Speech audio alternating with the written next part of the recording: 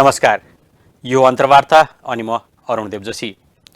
अहिले नेपालका कम्युनिस्ट पार्टीहरू विभिन्न ध्रुवमा बाँडिएको अवस्था छ। विगतमा एक ठाउँमा आएर एक मूलधार भनेर मूलधारको कम्युनिस्ट पार्टी बनाइसकेको भनिएका कम्युनिस्ट पार्टीहरू फेरि टुक्रा टुक्रामा विभाजित भएर एकीकरणको प्रयास गरिरहेका भनिएका छन्। एक अर्कामा एकीकरणको प्रयास गरिरहेका भनिए पनि एकीकरण हुन सक्ने नहुन सक्ने भन्नेमा कम्युनिस्ट पार्टीहरूभित्रै फरक फरक धारहरू छन्। यसै क्रममा आज नेपाल कम्युनिस्ट पार्टीका दुई धरोहर मनमोहन र पुष्पलालको जन्मजयन्ती, त्यसैगरी हिजो मात्रै मदन भण्डारीको पनि जन्मजयन्ती थियो। यिनै पूर्व कम्युनिस्ट नेताहरू नेपाली कम्युनिस्ट पार्टीका धरोहरहरूको जन्मजयन्तीको सन्दर्भको अवसरमा र कम्युनिस्ट पार्टीहरू एकीकरणका कुरा, त्यसैगरी अहिले आसन्न निर्वाचनको कुरा, आसन्न निर्वाचनकै क्रममा पछिल्लो निर्वाचनले देखाएका स्वतन्त्र उम्मेदवारहरूले चाहिँ देशमा स्वतन्त्र उम्मेदवारहरूको चाहना बढिरहेको भन्ने अवस्थामा विभिन्न स्वतन्त्र उम्मेदवारहरू खडा हुने अवस्था, स्वतन्त्र पार्टीहरू बन्ने अवस्था, यिनै सन्दर्भमा आज हामी छलफल गर्न आज हामीले निम्त्याएका छौँ एकजना युवा नेता, नेपाल कम्युनिस्ट पार्टी एमालेका पोलिट ब्युरो सदस्य सूर्य थापालाई। सूर्य, स्वागत छ यहाँलाई। धन्यवाद अरुण सर। अब आदर्श भनौँ न, कम्युनिस्ट पार्टीका आदर्शहरू, कम्युनिस्ट पार्टीको गठनमा महत्त्वपूर्ण योगदान पुर्याएका, विचार दिएका नेताहरूको जन्मजयन्ती लगभग सँगै हिजो मदन भण्डारीको जन्मजयन्ती मनायौँ, आज मनमोहन पुष्पलालको जन्मजयन्ती छ। विगतको कि कम्युनिस्ट नेताहरूको सोच, उहाँहरूको चाहना, उहाँहरूको कम्युनिस्ट पार्टीको देख्ने, उहाँहरूले जस्तो देख्न खोज्नुभएको थियो चाहना, अहिले कम्युनिस्ट पार्टीको अवस्था यो कस्तो लागिरहेको छ तपाईँलाई? एउटा युवा, तपाईँ दोस्रो पुस्ताको कम्युनिस्ट पार्टीको नेताको हिसाबले हेर्दा, तेस्रो पुस्ता नि भन्न सकिन्छ? तेस्रो भन्नु अझ सही हुन्छ। तपाईँले तीनजना नेताहरूको नाम लिनुभयो, समय, सन्दर्भ र खास गरी जन्मजयन्तीको सन्दर्भसँग जोडेर। तीनजना यस्ता नेता जस्तो पुष्पलाल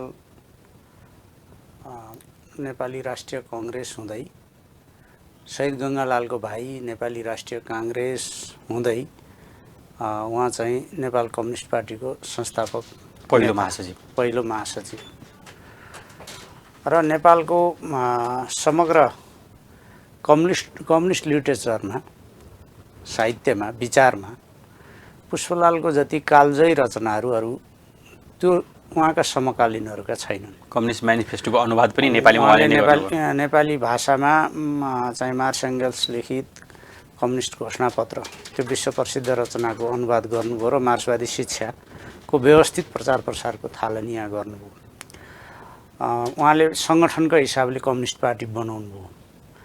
5 जना मान्छेबाट, 5 जना सहयोद्धाहरूबाट उहाँले कम्युनिस्ट पार्टी सुरुवात गर्नुभयो। जति बेला देशभित्र पार्टी बनाउन सक्ने सम्भावना थिएन, भारतको कोलकातामा पार्टी स्थापना गर्नुभयो। एउटा बलिदानको, राणाशाही तन्त्रको अन्त्यका निम्ति जीवन आहुति दिने शहीद परिवारको सदस्यका हिसाबले पुष्पलाल र लेनिनको जीवनी चाहिँ पारिवारिक सेरोफेरो चाहिँ करिब करिब मिल्छ। लेनिनको दाइलाई पनि फाँसी दिएको थियो, जारहरूले फाँसी दिएका थिए, यहाँ चाहिँ पुष्पलालको दाइ गङ्गालाललाई। अब त्यसपछि मनमोहन अधिकारी नेपालमा कम्युनिस्ट पार्टी स्थापना हुनुभन्दा पहिले कम्युनिस्ट भइसकेको, बिपी कोइरालाले भन्नु पनि भएको छ, उहाँले आत्मवृत्तान्तमा लेख्नु पनि भएको छ। र कम्युनिस्ट पार्टी स्थापना हुनुभन्दा अगाडिको पहिलो कम्युनिस्ट मनमोहन अधिकारी र पहिलो कम्युनिस्ट सरकार, जननिर्वाचित कम्युनिस्ट सरकारको पनि पहिलो प्रधानमन्त्री मनमोहन अधिकारी। र नेपाली समाजमा लोक कल्याणकारी राज्यलाई चिनाउने गरी, जनतालाई अनुभूति हुने गरी केही लोकप्रिय कार्यक्रमहरूको चाहिँ थालनीकर्ताका हिसाबले पनि मनमोहन अधिकारी।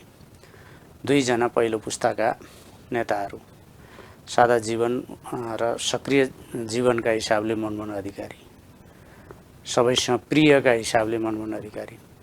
र मदन भण्डारी चाहिँ र बडो गजबको संयोजन के छ भने पुष्पलालले एकदम सही नीति लिनुभएको थियो।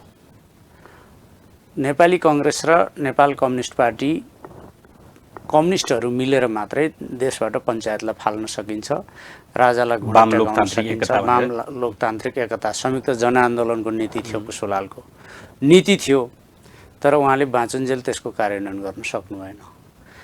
त्यस नीतिको सही कार्यान्वयन चाहिँ 2046 भदौमा जब मदन भण्डारी नेकपा मालेको महासचिव हुनुभयो, त्यसपछि मुख्यतः नेपाली काङ्ग्रेससँग वार्ता, गणेशमान सिंहसँग वार्ता, संयुक्त वाम मोर्चाको निर्माण, त्यसपछि संयुक्त वाम मोर्चामा धेरै कम्युनिस्ट समूहहरूको लाई एकताबद्ध गराउने काम, नेपाली काङ्ग्रेससँग चाहिँ सहकार्य, संयुक्त जनआन्दोलन, नेपाली काङ्ग्रेस र संयुक्त वाम मोर्चाको अगुवाईमा संयुक्त राष्ट्रिय जनआन्दोलन पनि सामेल गरेर खास गरी पुष्पलालको संयुक्त जनआन्दोलनको नीतिलाई सही अर्थमा कार्यान्वयन गर्ने र 46 सालको आन्दोलनलाई सफल पार्ने कुराको निम्ति 46 सालमा मदन भण्डारी नेतृत्वमा आउनुभयो।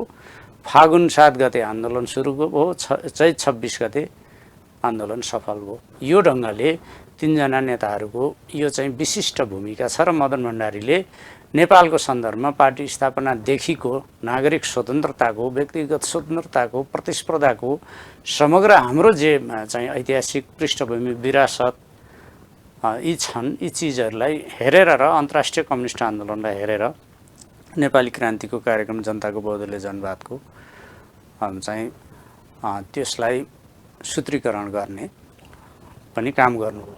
त्यस भएर पार्टीको सङ्गठकका हिसाबले, सरकारको सञ्चालकका हिसाबले मनमोहन अधिकारी, लोकप्रिय सरकारको नेतृत्वकर्ताका हिसाबले र वैचारिक हिसाबले तीनैजना नेताहरूको विशिष्ट योगदान छ। हामी यो सन्दर्भमा कुरा थालेका छौँ। अहिले यो नेताको योगदान कुरा गर्दाखेरि विशेष गरी नेकपा एमालेको सिद्धान्त नै जनताको बहुदलीय जनवाद मार्गदर्शक सिद्धान्त भन्न जसरी चल्नु भएको छ, मदन भण्डारीले प्रतिपादित गर्नुभएको भनौँ होइन। त्यो हुन त यो लोकतान्त्रिक विधिबाट सत्तामा जानुपर्छ भन्ने सिद्धान्त संसारभरि पहिला पनि आइसक्यो, तर नेपालमा चाहिँ उहाँले नेपाली परिवेशमा त्यसलाई बनाउनु भयो, नेपाली परिवेशमा चाहिँ त्यसलाई चाहिँ ढालेर चाहिँ प्रयोग गरेर सफल पनि हुनुभयो, जसरी मनमोहन अधिकारी आउनुभयो भन्ने सन्दर्भमा अहिलेको स्थितिमा चाहिँ जसरी चाहिँ मदन भण्डारीको चाहिँ सिद्धान्त या उहाँले चाहिँ त्यो जनताको बहुदलीय जनवादको सान्दर्भिकताको कुरा छ होइन, त्यो तत्कालीन अवस्थामा सान्दर्भिक अब यसबाट चाहिँ अगाडि बढ्नुपर्छ भनेर चाहिँ एमाले भित्रकै नेताहरू कतिपय या एमाले बाहिर पनि जस्तो एमालेबाट टुटेका एमालेको सन्दर्भ भइरहेको बेलामा चाहिँ मदन भण्डारीको सिद्धान्त जुन जनताको बहुदलीय जनवादको सान्दर्भिकताको बारेमा के भन्नुहुन्छ? हामी त्यसमा पनि जाउँला। यसको अलिकति वस्तुगत हिसाबले जब कुन पृष्ठभूमिमा आएको हो र त्यसका पक्ष विपक्षका आलोचना र समर्थन कसरी अगाडि बढेका थिए भन्ने कुरालाई हामीले हेर्नुपर्छ। एउटा बडो रोचक तथ्य छ अरुणजी, 48-49 सालमा एमालेको 5औं महाधिवेशनका बेला जसले यो सिद्धान्तको यो कार्यक्रम मदन भण्डारीले अगुवाई गर्दा विरोध गर्थे ती आज पनि विरोधमा छन्। म एकदम नाम उच्चारण गर्नु त्यति सान्दर्भिक नहोला, तर जो नेताहरू विरोधमा त्यही सिद्धान्त त त्यो पार्टीको पार्टीभित्र पनि पार्टी बाहिर पनि। तपाईँ भन्नुहोस्, जेठ 3 गतेका कार्यक्रममा नेकपाको दोस्रो अध्यक्ष हुँदा पुष्पकमल दाहाल प्रचण्डले जति राम्रो गरी जनताको बहुदलीय जनवाद र मदन भण्डारीका योगदानबारे गुणगान, व्याख्या, प्रशस्तिको तहमा भन्छु म होइन। विराटनगरमा जाँदा त मदन भण्डारी हुनुहुन्न, मलाई चाहिँ मदन भण्डारीकै तहमा कार्यकर्ताहरूले बुझेको स्थिति मैले आत्मसात गरेका छु भन्नुभयो। सुर्खेतमा गएर त्यही भन्नुभयो। उहाँ चाहिँ जबकि कम्युनिस्ट पार्टी सरकारमा जाने कुरो संशोधनवाद हो भन्ने व्याख्या विश्लेषण गर्ने त्यो धाराको एकजना नेता हुनुहुन्थ्यो। बर्नस्टिन काउत्स्की, कार्ल काउत्स्की आदि इत्यादिको धारा हो यो क्रान्तिकारी धारा होइन भन्ने त्यतिखेरका नेताहरू उहाँहरू हुनुहुन्थ्यो। नेकपाको हाम्रो पनि नेता हुनुभयो। उहाँले सिधा रूपमा जबजलाई आत्मसात गर्नु भएन, घुमाएर चाहिँ उहाँको जीवन जबजको सेरोफेरो वरिपरि इर्दगिर्दमै छ र उहाँ त्यसबाट टाढा हुनुहुन्न सान्दर्भिकताको हिसाबले। तर नेकपा बन्नुभन्दा पहिले पनि त उहाँहरू बहुदलीय प्रतिस्पर्धा गइ नै सक्नुभएको थियो। म भन्दैछु प्रतिस्पर्धामा त उहाँ 48 सालको निर्वाचनमै आउनुभयो, 9 सिट ल्याउनुभएको थियो। त्यतिखेर सरकारमा जाने आदि इत्यादि थिएन, भण्डाफोर गर्ने भनेर जानुभएको थियो। प्रचण्डको जीवनको कुरा भन्दैछु म। अब जनयुद्धमा जानुभयो, जनयुद्धमा जाँदा त अब एमालेको सरकार बन्ने कुरो नै प्रतिक्रियावादीहरूको षड्यन्त्रको कुरा हो, एउटा उपज हो भनेर उहाँको रचनामा हेर्नुभयो भने त्यो छ। प्रचण्डका सङ्कलित रचना स्वयं प्रचण्डसँग बसेर पढ्दा उहाँले आफूलाई कस्तो पाउनुहुँदो भन्ने लाग्छ के मलाई। त्यो 52 सालतिरको उहाँहरूको रचना त्यो छ। अब देशले लोकप्रिय कार्यक्रम भनेको छ सबभन्दा बढी चाहिँ 9 महिने सरकारको बजेटको आलोचना डाक्टर बाबुराम भट्टराईले गर्नुभएको छ। त्यतिखेर हेर्नुभयो भने अहिले चाहिँ आइपुग्दा तपाईँ चाहे नारायण काजी श्रेष्ठ भन्नुहोस्, चाहे झलनाथ खनाल भन्नुहोस्, चाहे सिपी मैनाली भन्नुहोस्, चाहे घनश्याम भुषाल भन्नुहोस्, त्यतिखेर जबजको आलोचना गर्ने नेताहरू जबजको बहसमा सामेल हुनुहुन्छ भन्छु म। तर उहाँहरू यसको सान्दर्भिकतामाथि प्रश्न गर्ने त्यो नैतिक धरातलमा हुनुहुन्न भन्छु म चाहिँ। जबजले आज एउटा सिद्धान्तको त त्यसलाई पढ्ने उ गर्ने लेख्ने बुझ्ने मान्छेले त त्यसलाई व्याख्या गर्न एनालाइसिस गर्न त्यसमा पायो गर्न त पाउँछ नि। त्यो पायो तर त्यसलाई चाहिँ त्यसको आशय नियत ठिक हुनुपर्छ। म चाहिँ के भन्छु भने जबजसँग विमति राख्न पनि असहमत हुन पनि सकिन्छ, जबजको निरन्तर आलोचना विरोध गर्न पनि सकिन्छ। मैले एउटा पुस्तकमा काम गरिरहेको छु, ककसले जबजका विरुद्ध के लेख्नु हो त्यतिखेर जबजको आलोचना भन्ने शीर्षकमै किताब चाहिँ मैले त्यो कलेक्सन हो त्यो चाहिँ गर्दैछु। त्यो दस्तावेजहरू खास गरी कृष्णदास श्रेष्ठले जबजको क्रान्ति विरोधी सारतत्व लेख्नु भएको छ। अब जेएन खनाललाई सबभन्दा बढी आलोचना हुन्छ जबजलाई दक्ष प्रजापतिको टाउको भन्नुभयो भन्ने होइन। सिपी मैनालीले के आलोचना गर्नुभयो, प्रचण्डले चाहिँ छानिएका रचनाहरू उहाँको पहिला सङ्कलित रचनाहरू भन्ने सानो थियो त्यसमा छ उहाँको रचना, नारायण काजीको छ, यी सबैका एक ठाउँ कम्पाइल। मैले चाहिँ यो राजनीतिक कामको दौरानका बिचमा समय म्यानेज गरेँ भने आउँदो जेठ 3 गते त्यो चाहिँ बाहिर ल्याउने म त्यो चाहिँ कोसिसमा छु।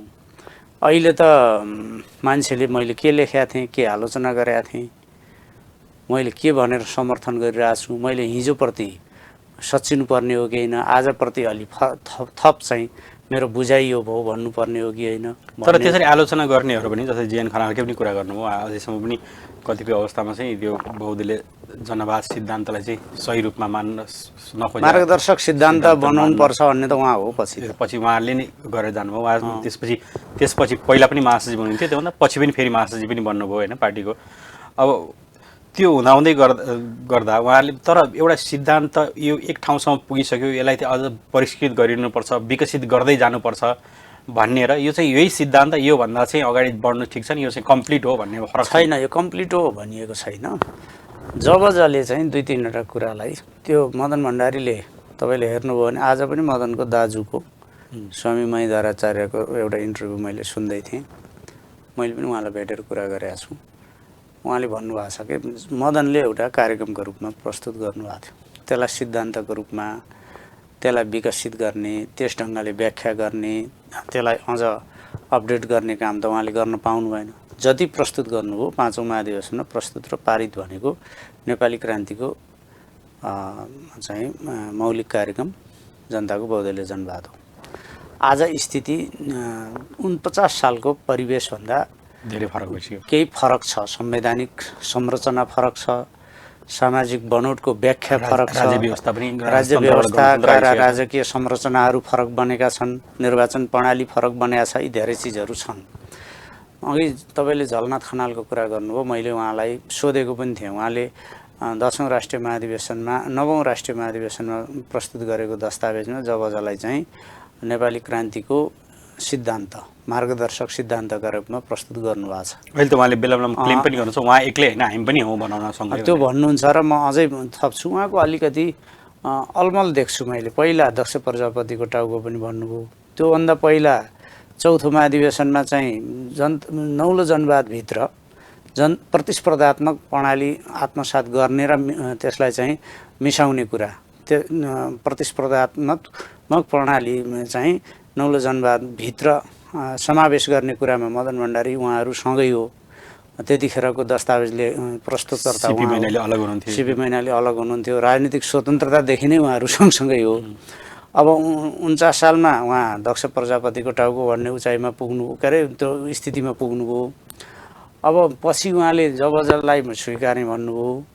मैले सोधेको थिएँ किन तपाईँले पहिला त्यसो भन्नुभयो र अहिले यसो भन्नुहुन्छ भनेर सोधेको थिएँ कि एउटा क्षतिपूर्ति सम्बन्धी व्यवस्था र एउटा अल्पमतको के अरे बहुमतको सरकार अल्पमतको विपक्ष भन्ने विशेषता यी दुईटा हुन्नन् भन्ने कुरा मैले राखेका थिएँ। त्यसमा हामी बहस गरेका थियौँ। मदन सहमत हुनु भएन। त्यस भएर मैले चाहिँ उहाँको गरिनँ। पछि अध्ययन गर्दै जाँदा त्यो चाहिँ विभिन्न चाहिँ उहरूमध्ये स्वरूपहरूमध्ये एउटा स्वरूप हो भन्ने सन्दर्भमै कुरा भयो। क्षतिपूर्ति सम्बन्धी व्यवस्था चाहिँ यो खास गरी जमिनदारहरूको जमिन लिँदा उचित क्षतिपूर्ति दिएर लिइने छ भन्ने जबजको कुरा थियो। पछि त्यो चाहिँ सच्याइएको। त्यसो भएर मेरा अहिले असहमति छैनन् भन्नुभएको थियो। पछि सङ्गतले उहाँ प्रचण्डहरूको सङ्गतमा पुगेपछि फेरि नेकपा बनेपछि उहाँले अन्तिम घडीतिर जब अब कालातीत विचार भयो भनेर भनिदिनु भयो कि। त्यसो भएर उहाँको त्यो सन्तुलन देखिन्न। अलिकति आग्रह पूर्वाग्रह प्रतिस्पर्धा के विचारसँग होइन व्यक्तिसँग। उहाँ त अब अहिले त उहाँहरूको नि मार्गदर्शी सिद्धान्त जब चाहिँ नि हो नेकपा एकीकृत समाजवादी भन्नु उहाँहरूको बहुदलीय समाजवाद रे बहुदलीय उहाँहरू अहिले जबबाट टाढा बहुदलीय समाजवाद उहाँहरूको। त्यही पनि मदन भण्डारी त उहाँको एउटा नै हो। त्यसमा चाहिँ छैन। तर अहिले एमाले भित्रै पनि जहाँ चाहिँ जनताको बहुदलीय जनवाद भनिएको छ त्यहाँ भित्रै पनि त जनताको बहुदलीय जनवादको अब सान्दर्भिकता सकिसक्यो भन्ने त एउटा प्रबल आवाजहरू त छ। एउटा आवाज चाहिँ बेला बेला सुन्न सकिन्छ। अलि रित्तो छ त्यो आवाज है। 8औं महाधिवेशनमा हामी पनि छलफलमा थियौँ। उहाँको दस्तावेजलाई मद्दत गरेका थियौँ। पूरक विचारका रूपमा अघि सार्दा हामीले निकै आशा गरेका थियौँ। यो सैद्धान्तिक विकास गर्ने जबजमा यसलाई सिद्धान्तका रूपमा विकास गर्न सकिने धेरै विशेषताहरू छन्, सम्भावना छन्, प्रचुरताहरू छन्। तर नेतृत्वले यो काम गरेन भन्ने उहाँको आरोप थियो। तपाईँ नेतृत्वभन्दा बाहिर भएर यो काम अपुरो भयो भने तपाईँ नेतृत्वमा गएर यो योगदान गर्नुहोस् न भनेर हामीले नेतृत्वमा ल्याउन पनि योगदान गऱ्यौँ। उहाँको पूरक दस्तावेजलाई हामीले समर्थन पनि गऱ्यौँ।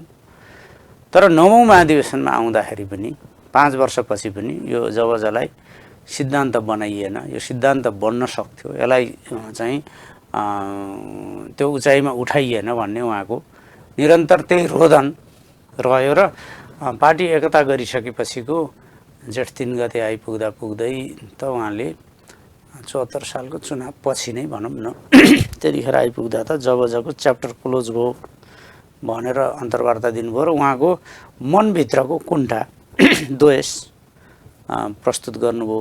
जबकि मैले उहाँको जबजसँगको मेरो यात्रा भन्ने लामो रचना पढेका छु, छापेका छु, हेरेका छु। एकदम सामिप्यमा पनि देखाउनु भएको छ, च्याप्टर क्लोज भन्नेमा पनि पुर्याउनुहुन्छ। त्यसो भएर त्यो पनि अलिकति उतार चढावयुक्त कुरै मान्छु म। जबजको सान्दर्भिकता सकियो भन्न पनि पाइन्छ, त्यसमा नपाइने होइन। तर सिद्धान्त बनाउन सकिन्थ्यो, नेतृत्वले बनाएन भन्ने।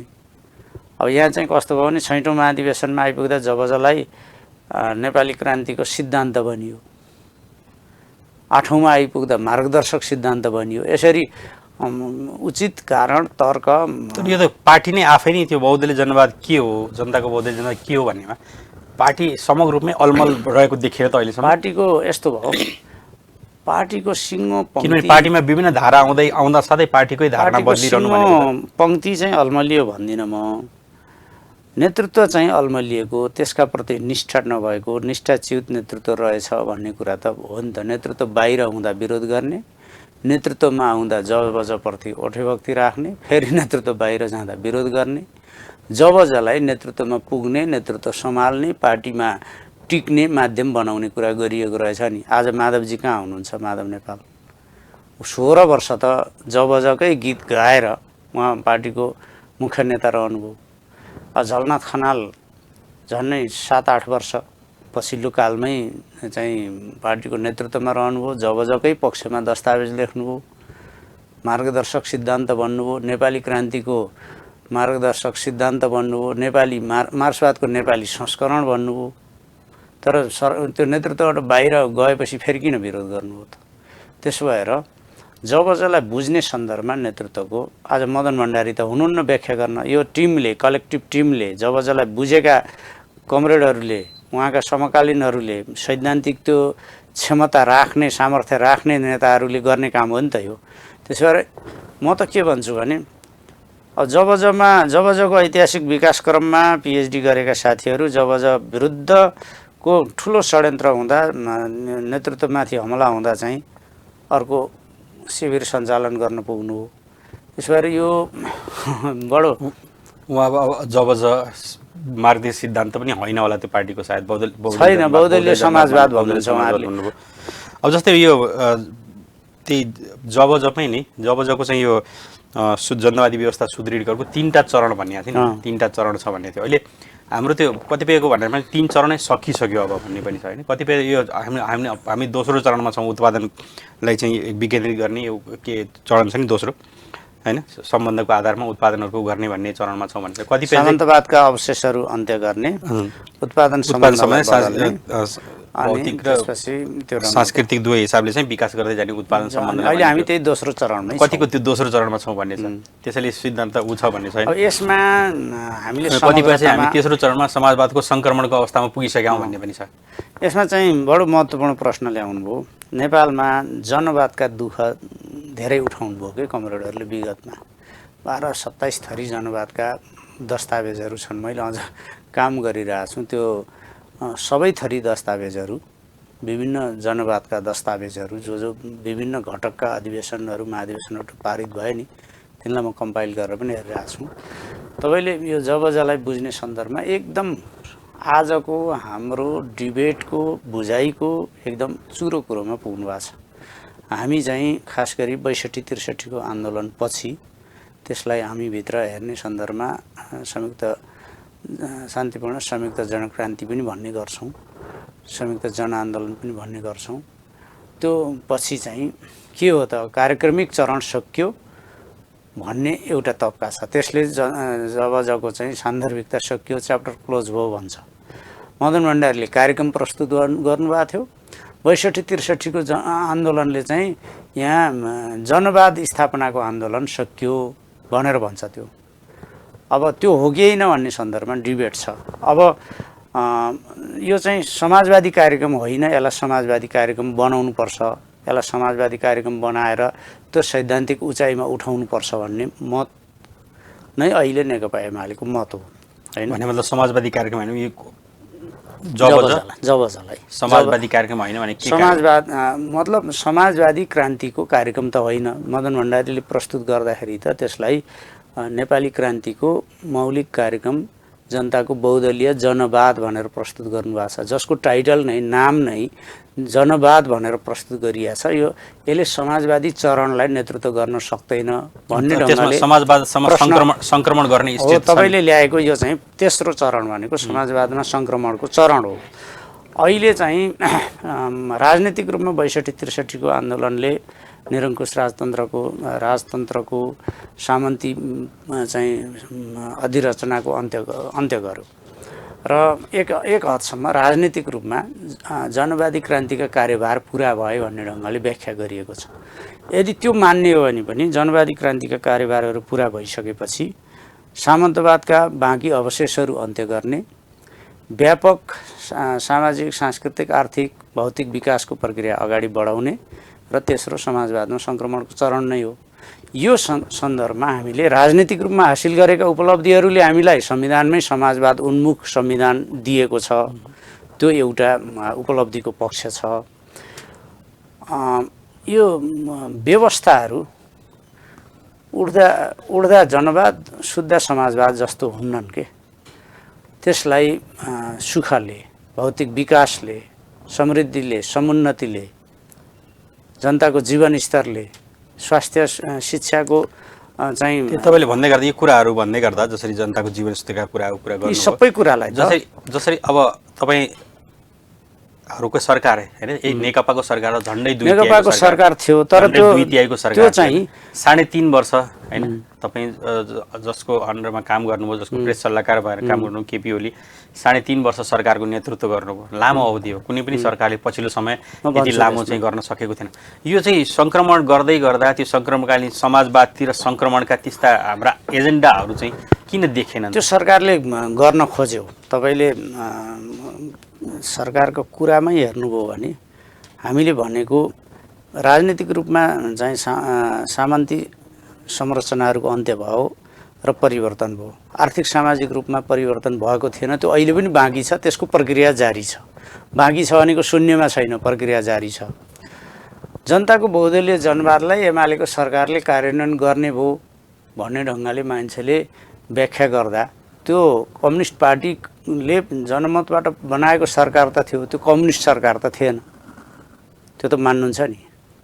त्यो त सबैले, कम्युनिस्ट, काङ्ग्रेस, अरू पक्ष सबैले निर्माण गरेको संविधान अन्तर्गत बनेको कम्युनिस्ट पार्टीको सरकार हो। कम्युनिस्ट सरकार कार्यक्रम लागू गर्नमा म कार्यक्रमकै भन्दैछु। कार्यक्रममा संविधानले नै तपाईले एकदम राइट पोइन्ट उठाउनु भएको छ। समाजवाद उन्मुख भनिसकेको थियो भने समाजवादमा संक्रमणका कार्यक्रम राख्ने, जस्तै सामाजिक सुरक्षा कोषको त कुरा गरियो, तर ती कार्यक्रममै पनि त सामाजिक सुरक्षालाई प्रभावकारी कार्यक्रम त्यसमा चाहिँ अझ म के भन्दैछु भने त्यतिखेर हामीले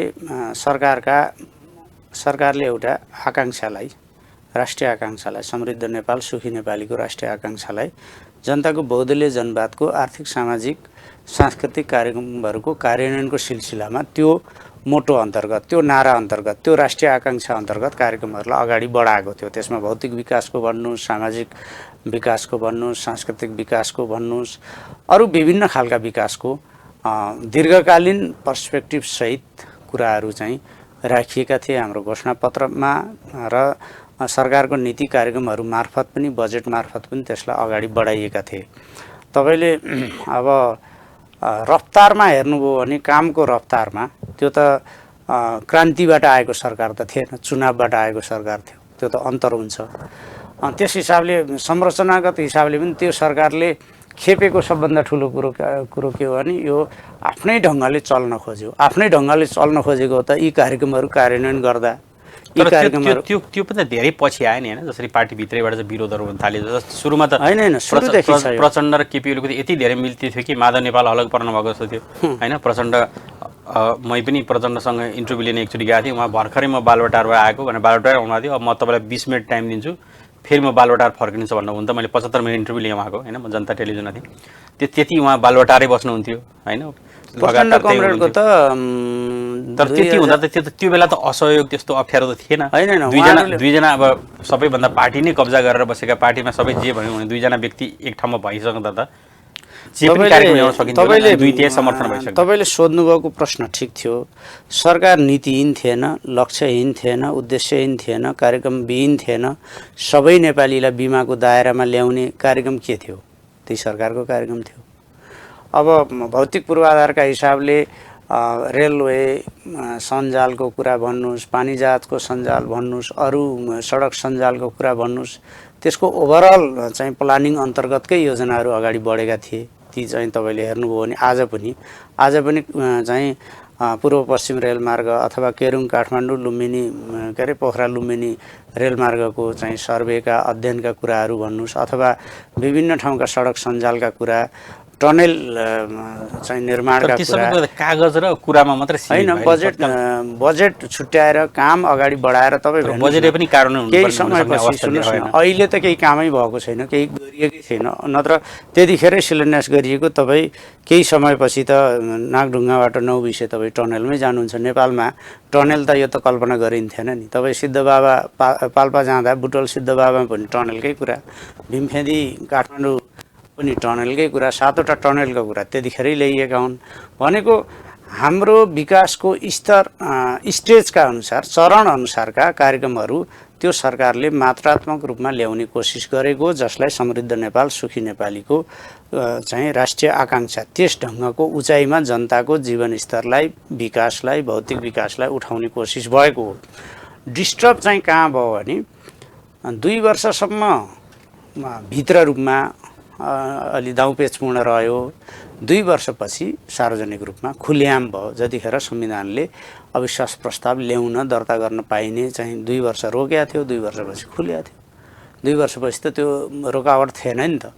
त्यसो भएर त्यो चाहिँ अरूलाई दोष दिन म जरुरी ठान्दिनँ। त्यो नेकपा भित्रैबाट नेकपाले चाहिँ त्यो सरकारलाई पार्टीको रूपमा ओन गरेन। त्यसलाई अगाडि यी नीति सिद्धान्त कार्यान्वयन गराउने कुरा त परेको कुरा हो। प्रचण्डजी आज पनि, उहाँको पनि आज बिहान कहाँ जानुहुन्छ? बालुवाटार, बेलुका कहाँ जानुहुन्छ? बालुवाटार। उहाँ चाहिँ किङ मेकर, सरकार मेकर, प्रधानमन्त्री मेकर जस्तो मात्रै आफूलाई ठान्नु भएको छ र उहाँको दुःख जिन्दगीको दुःख यसो गर्दा गर्दै उहाँ तपाईँ हामीबाट बिदा हुने गरी त्यसैमा रमाइरहनु भएको छ। जनताको जीवनस्तर बदल्ने खालको उहाँले कुनै त्यो चाहिँ सरकारलाई मैले यो भने सरकारले यो गरेन, यो नीति बनाऊ सरकारले यो गरेन, हाम्रो यो नीति यो थियो यो कार्यान्वयन गरौँ भन्दा सरकारले मानेन। प्रचण्डले एउटा कुरा भन्न सक्नुहुन्छ, केही पनि थिएन, मेरो मान्छे, मेरो नजिकको, मेरो के यस्तो, मेरो निर्वाचन क्षेत्र। प्रचण्डले कोसिस गरेको हिसाबले भन्नुहुन्छ भने चितवनको उहाँको क्षेत्र र उहाँको छोरीको महानगरपालिकामा गएको बजेटका लागि जति टाउको दुखाउनु भएको छ नि, सिङ्गो देशभरि त्यो ढङ्गले नीति सबै ठाउँ जाने गरी चाहिँ उहाँले कहीँ चिन्तन गर्नुभएको छ।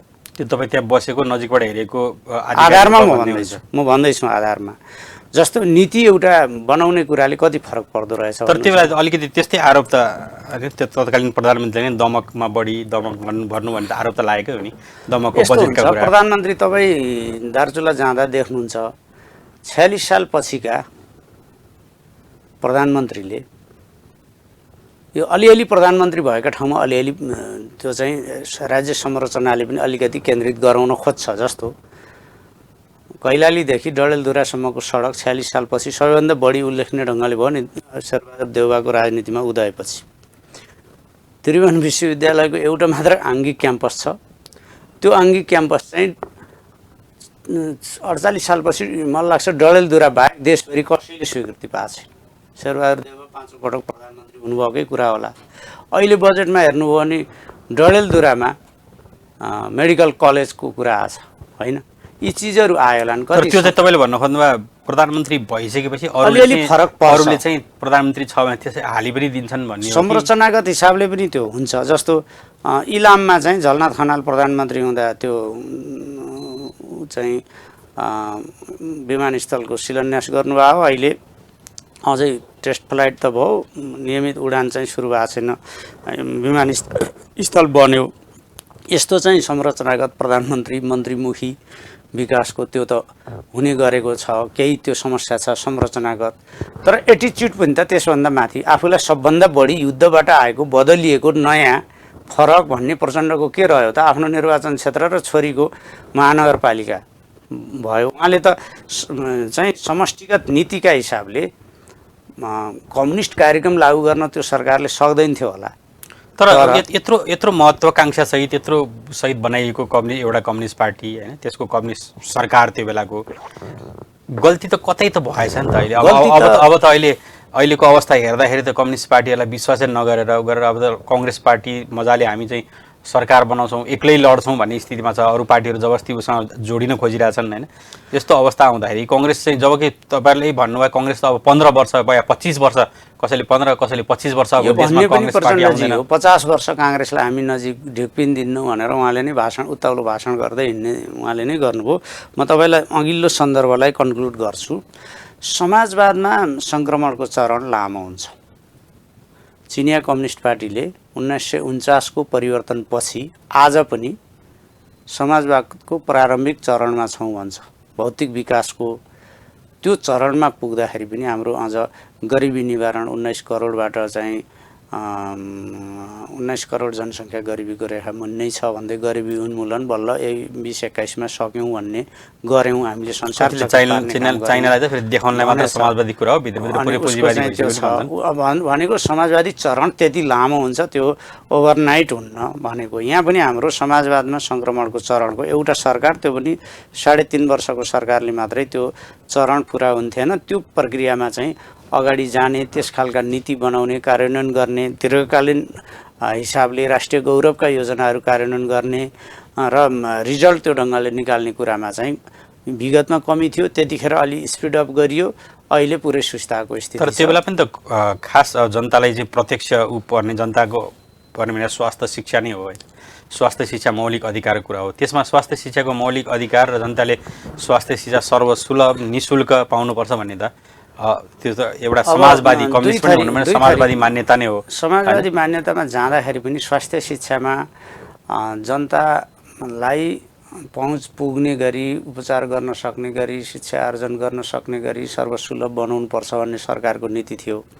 तर 2048 पछि मुख्यतः नेपाल आर्थिक उदारवादको बाटोमा जसरी गएर कल कारखाना निजीकरण गर्ने, शिक्षालाई तर निजीकरण त्यो बेलाको गर्ने, 46 सालको अवस्था त एउटा सबै थियो भयो नि। तर योपालि त हाम्रो अहिले- संविधान 72 अहिले- सालको संविधान बनिसक्यो, संविधानै त समाजवाद उन्मुख भनिसकेपछि अहिले चाहिँ संविधानले समाजवाद उन्मुख भने पनि हाम्रा ती चाहिँ स्थापित भइसकेका परम्परागत खालका भन्दा पनि 48 पछि आत्मसात गरिएको नीतिका प्रभाव त सोसाइटीमा थिए नि त। तर त्यही परिवर्तन ती गर्दा बलियो सरकार चाहिने हो ती नि त। परिवर्तन गर्न खोजेको बलियो सरकार बाहिरबाट हेर्दा असाध्यै बलियो, भित्र हेर्दा चाहिँ गठबन्धनभन्दा पनि अझ गए गुज्रेको, गठबन्धन सरकारहरूमा भन्दा पनि गए गुज्रेको। अब गठबन्धनको कुरा भनेर भागभण्डा गर्न पनि नमिल्ने, पार्टी एउटै छ तर गठबन्धनभन्दा नाङ्गो भद्दा गठबन्धन त्यो भइसकेपछि त्यो सरकारले काम गर्न त्यस्तो सरकारलाई बाहिरबाट हेर्दा बलियो सरकारको भ्रममा मात्रै हेरियो। विरोधीहरूले अब कम्युनिस्टहरूले लपेट्ने भयो भन्ने ढङ्गले बुझे।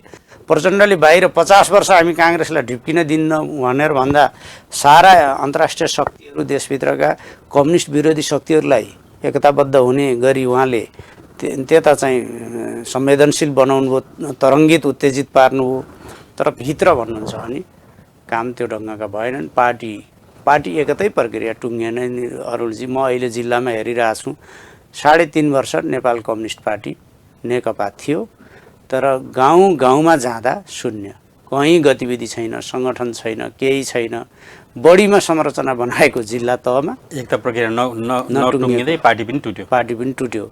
अब अहिले त्यसको असर चाहिँ अहिले एमाले पराजय भोग्यो भनिँदैछ नि, गठबन्धन आदि इत्यादि भइकन पनि पार्टी तल रुटमा चाहिँ कमजोर पारिएको कारणको पनि परिणाम हो। अहिले अब यो हेर्दाखेरि विगतमा जसरी त्यही अहिले भन्नुभयो 3.5 वर्षको जनताको अपेक्षा थियो, अपेक्षा पुरा गर्न सकेन भन्ने पनि लागिरहेकै होला जनतालाई होइन।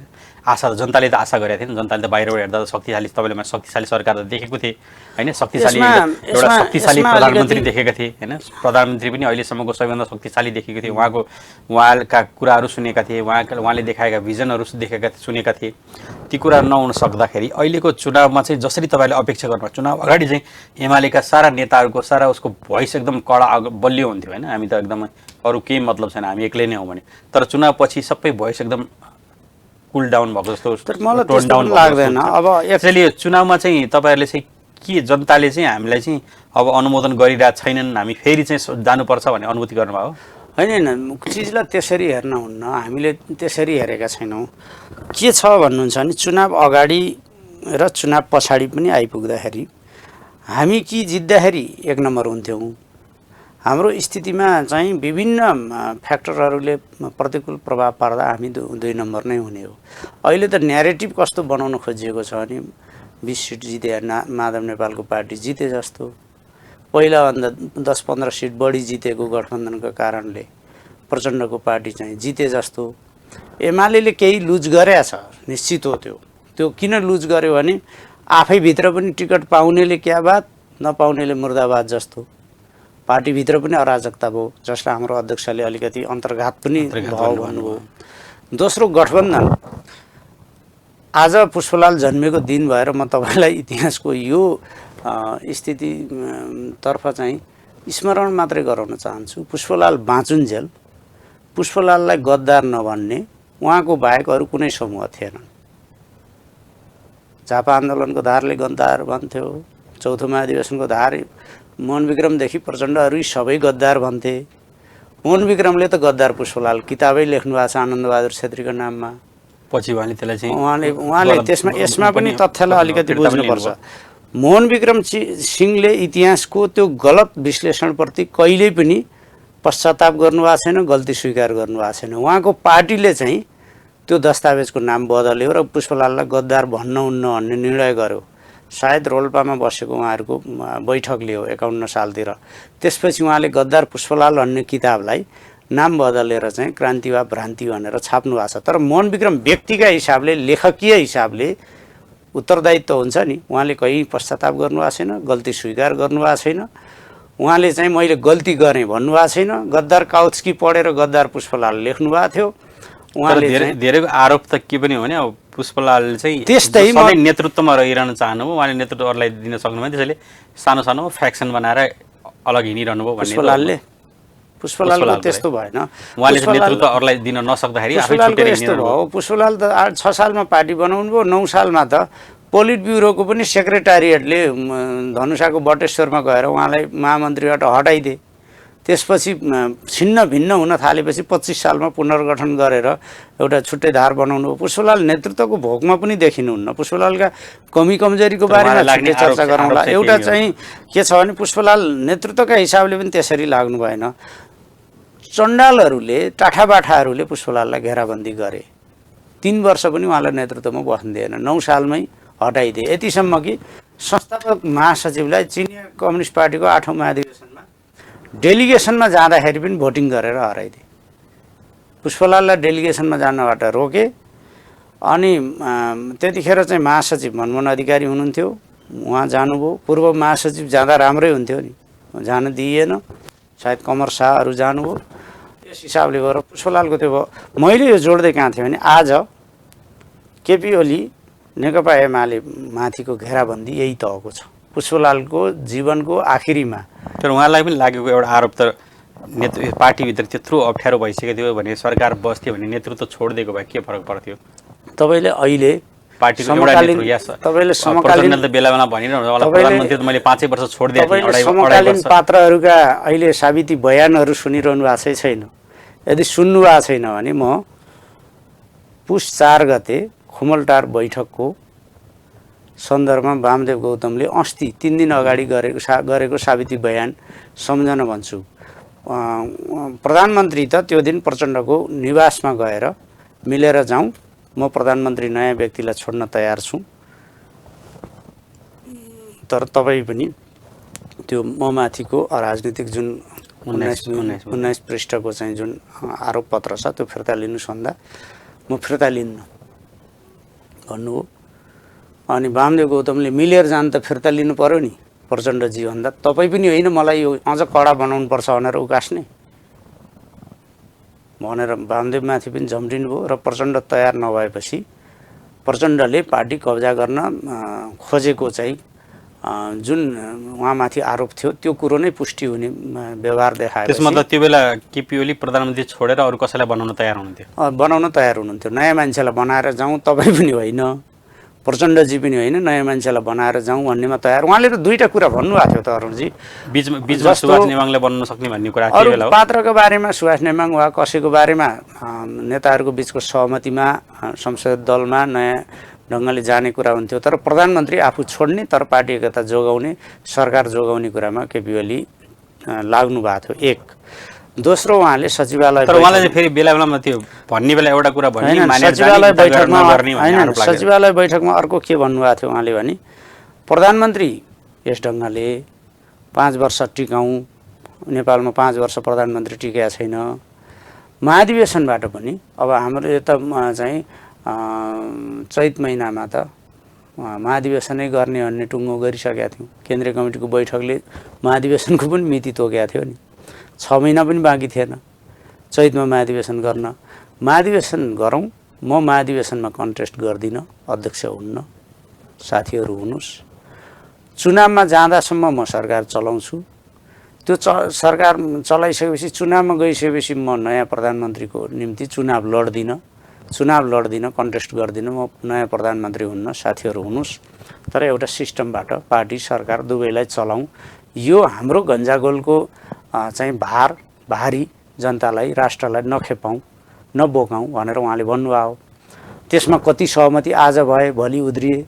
तर ती सहमतिहरू पनि त कहिले के यता एउटा कुरा त्यो त्यसमा त अब यस्तो भयो, अब यो घडीको र्याले पनि भन्नुभएको छ, घडीको के अरे घन्टीको र्याले अथवा घडीको लङ्गुर जस्तो बनेर वामदेव गौतम कहिले यता र उता गर्नुभयो, नारायण काजी श्रेष्ठ प्रचण्डलाई उचाल्ने र मचाउने मात्रै काममा लाग्नुभयो। अब पार्टीभित्र चाहिँ 9 जनाको सचिवालयमा अल्पमत बहुमतको खेतीमा प्रचण्ड लाग्नुभयो, स्थायी कमिटीमा 45 जनाको स्थायी कमिटीमा पनि त्यही स्थितिमा उहाँ बहुमत जुटाउने, त्यसका निम्ति माधव नेपाल, झलनाथ खनाल, वामदेव गौतमलाई आफ्नो पक्षमा ल्याउने र एमालेको साथ लिएर एमाले माथि नै केपी ओली माथि नै हमला प्रहार गर्ने त्यो प्रक्रिया। तर तपाईँले भन्नुभएको पार्टीका शीर्ष भनिएका नेता वामदेव गौतम, झलनाथ खनाल अनि के माधव नेपाल प्रचण्ड त्यो बेलाका सबै एकातिर हुने केपी ओली मात्र अलग हुने भन्दाखेरि त्यो त केही रहेछ नि त। किन अवस्था त्यस्तो त्यो कारण रहेछ नि त। सबैले चाहिँ उहाँलाई चाहिँ अहिले खुलिरहेछ नि त। उहाँहरूका व्यक्तिगत सामूहिक स्वार्थका भोकहरू केपी ओलीको सरकारले केपी ओलीले व्यक्तिगत रूपमा ती पुरा गरिदिनु भएको रहन्छ। त्यो नगरिदिएको कारण आज देउबाले चाहिँ ती भोक पुरा गरिदिइरहनु भएको छ। खुसी हुनुहुन्छ, दङदास हुनुहुन्छ। सिद्धान्तको मतलब छैन, पार्टीको मतलब छैन, कम्युनिस्ट आन्दोलनको मतलब छैन। आज शेरबहादुर देउबा कहाँ हिजो चित्रबहादुर भन्दै हुनुहुन्थ्यो नि समाजवाद सम्बन्धी एउटा गोष्ठीमा, हामीले सकेनौँ, हामीलाई चाहिँ शासन गरिदिनुहोस् भन्दै शेरबहादुर देउबा कहाँ हात जोड्न जानु आएन तपाईँहरू भनेर जुनसुकै सन्दर्भमा भन्यो भने त्यो वाक्य चाहिँ चित्रबहादुरले सही भन्नुभएको थियो। माधव नेपाल प्रचण्डहरू चाहिँ अनि शेरबहादुर देउवालाई नमस्कार गर्न, हामीलाई शासन गरिदिनुहोस्, हाम्रो नेतृत्व गरिदिनुहोस् भन्न गएको त त्यो त के अरे देशकै लोकतन्त्रै खतरामा परिसकेको थियो। दुईचोटि तीनचोटि विघटन गरिसक्नु भएको, त्यसैले जानु पर्यो भन्नुहुन्छ नि उहाँ। त्यो त उहाँहरूले भन्नुहुन्छ जापानमा लोकतन्त्र सकिनुपर्ने, इजरायलमा त्यस्तो हुनुपर्ने, भारतमै त्यस्तो हुनुपर्ने, संसदीय परिपाटी अवलम्बन गर्ने। त्यहाँ प्रधानमन्त्रीले अनि तर संसदीय परिपाटीमा त आफ्नो आफ्नो एउटा आफ्नो विशिष्टता हुन्छ। तर कुरा के हुन्छ भने दुईटा कुरा त्यही चिजलाई रोक्नलाई नै हाम्रो संविधान विशेष काम गरेको छ। यसमा केपी शर्मा ओलीलाई म चाहिँ धन्यवाद दिन्छु। किन धन्यवाद दिन्छु भने के आत्मसमर्पण गर्नु पर्थ्यो प्रचण्डका सामु। उसले पार्टी कब्जा गर्न गरिरहेको सबै सौदाबाजी, दाउपेच, षड्यन्त्र त्यो चाहिँ सबैसित आत्मसमर्पण गर्नु पर्थ्यो। त्यही दिउँसो प्रचण्डको नेतृत्वमा प्रचण्डलाई प्रधानमन्त्री भनेर संसदीय दलमा के अरे संसदमा अविश्वास प्रस्ताव दर्ता गराउने कुरो त अगाडि बढेकै थियो नि। केपी ओली बाहेक अरू कोही मान्छे भएको भए प्रचण्डले लपेटेर यो पार्टी कब्जा गर्थ्यो। स्थिति यो थियो। केपी ओलीले यो एमालेको विरासत आज केही अलिकति कमजोर भयो होला विभाजनले। तर तपाईँ पार्टी नै एक भइसक्नु भयो, त्यसमा कसले कब्जा गर्छ भन्ने कुरा हुन्थ्यो र होइन हुन्थ्यो नि। त्यो त तपाईँ भन्नु बेला बेलामा त्यो तत्कालीन महासचिव भन्नुभएको थियो अब पार्टीमा यो पक्ष पछि पार्टी त अब त घुलमिल भइसक्यो। होइन यसमा घुलमिलै भएन के, प्रचण्ड ढिक्का बनाएर बसेर कब्जा गर्नेपट्टि लाग्नुभयो। उहाँको त्यो नानीदेखिको बानी त्यही रह्यो, पार्टी कब्जा गर्ने उहाँको त्यो रह्यो। अनि यता चाहिँ एमालेतिरका मान्छेहरू प्रचण्डको चाहिँ प्रचण्डले कानमा चिनी हालिदिँदाखेरि त्यसैमा मक्ख परे। माधव नेपाल प्रचण्डको भुलभुलैयामा झलनाथ त्यसैमा राष्ट्रपति बन्न हिँड्नुभयो। माधव नेपाल के बन्न हिँड्नुभयो, एक व्यक्ति एक पद भन्दै प्रचण्ड माधव नेपाल झलनाथले उधुम मचाउनु आएन। आज प्रचण्ड अध्यक्ष संसदीय दलको नेता, माधव नेपाल अध्यक्ष संसदीय दलको नेता, झलनाथ पनि त त्यहाँ हेरै त हुनुहुन्छ। कति नक्कली चाहिँ विषय उठान गर्न खोजिएको थियो। केपी ओलीलाई संसदीय दलको नेता, प्रधानमन्त्री, अध्यक्ष मध्ये एउटा हुनुहोस् भनेर भनिएको होइन। आज के भएको छ त भन्दा सब नक्कली कुरा थियो। हेर्नुहोस् अरुणजी, त्यसो भएर पार्टी एकता गरिएको त्यो बेलाको कुरा त भयो होइन। अब यो चुनावको पछि अहिले स्थानीय चुनाव पछि होइन जसरी चाहिँ दलहरूप्रति नै एक किसिमको वितृष्णा हुन त अब स्वतन्त्र उम्मेदवार जति भन्ने पनि त्यति धेरै स्वतन्त्र उम्मेदवार देखेको छैन। तर दलहरूप्रति एउटा कुनै अल्टरनेटिभ खोजिरहेको जस्तो अवस्था चाहिँ छ मान्छेको होइन। देखिन्छ आम जनताले कुनै न्यारेटिभ बनाउने कोसिस व्यापक भएको छ। त्यो हुँदाखेरि होइन न्यारेटिभ जसरी पनि एउटा भइरहेछ नि त दलहरूलाई चाहिँ उ गर्ने, लामो दलहरूभन्दा चाहिँ बाहिरको पनि गराउन खोज्ने यस्ता कुराहरू होइन। अहिले फेरि एकपटक होइन जसरी चाहिँ कुरा हुँदैछ नि त, जसरी कङ्ग्रेस पार्टीले चाहिँ एक्लै लड्न सक्छु भनेर चाहिँ आफ्नो माहौल बनाउने कुरा भइरहँदाखेरि कम्युनिस्ट पार्टीहरू फेरि एक ठाउँमा आउन सक्ने चाहिँ अवस्था चाहिँ कस्तो छ र तपाईँलाई चाहिँ के लाग्छ आउनुपर्छ कि पर्दैन? मलाई के लाग्छ भने चुनावको परिणाम हेर्दाखेरि कङ्ग्रेस कुनै लोकप्रिय भएको होइन। एजेन्डाका हिसाबले, नीतिका हिसाबले केहीले पनि होइन। अब मेरो जिल्लामा 37वटा वडा जित्ने अन्य हाम्रो पार्टीको टार्गेट थियो। इन्चार्जको हिसाबले मैले नेतृत्वसँग त्यो भनेको थिएँ। हामीले 20वटा वडा जित्यौँ। 15वटा वडामा हामीले 7देखि 81 भोटको अन्तर छ। 2500, 3000, 4000 भोटर भएको ठाउँमा पनि 81 भनेको त नोमिनल हो नि, त्यो अन्तर छ। उहाँहरू भए जतिका इभन विप्लवको समूहसम्म पनि उहाँहरू मिलेर लड्नु भएको थियो। त्यसो भएर हामीले हार्दाखेरि एकदम नोमिनल भोटले हारेका निकै धेरै वडा पालिकाहरू छन्।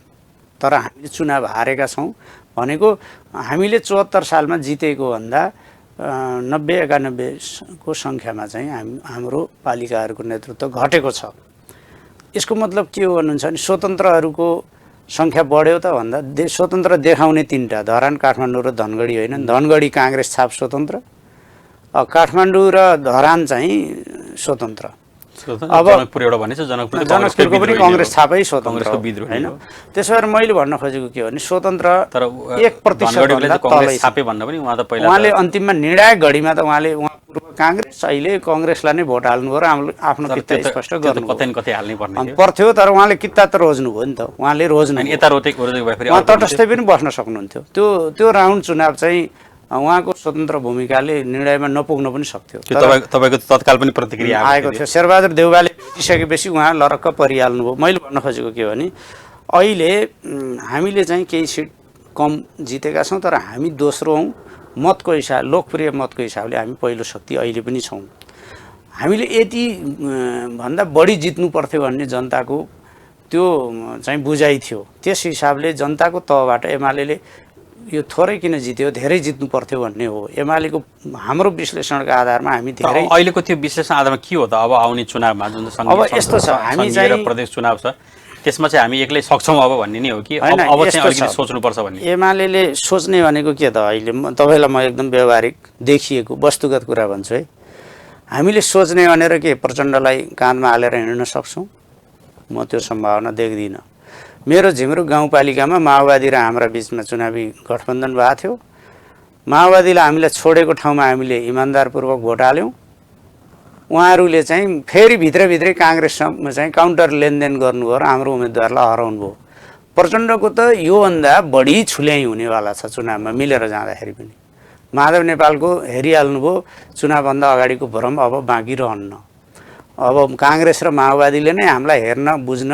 सहयोग गर्न सकेनन् हामीलाई बाइपास गरे अपमान गरे भनेर उहाँ आत्मसम्मानका लागि लडिरहनु भएको छ हुने गठबन्धन भयो भने काङ्ग्रेस र माओवादीको अब काङ्ग्रेस र माओवादी मिलेर जाँदाखेरि घिउ बेचुवा र